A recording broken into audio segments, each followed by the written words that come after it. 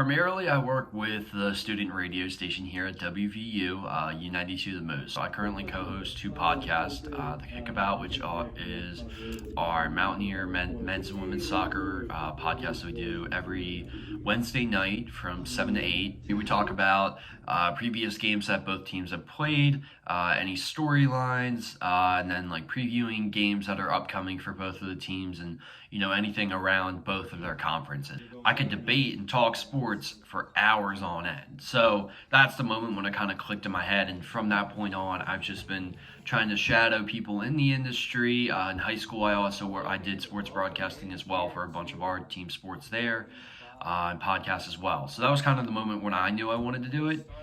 And podcasting's become such a huge phenomenon in media and especially sports media as well.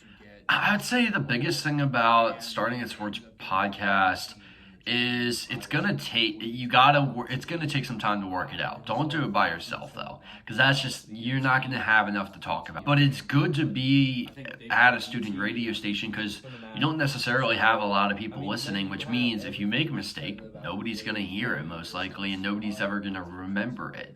So it is nice to have that smaller audience. So kind of having that versatility and that, kind of having the live game commentary, which is fantastic. That's, you need to get your reps in. That's the only way you're going to get better. There's no other way. But also having that side of the podcasting where I might be able to do something where I'm calling games, but also when I'm not calling games, I have my like daily sports podcast or weekly sports podcast to kind of balance out my job and just make myself more versatile and, make my skill sets even more.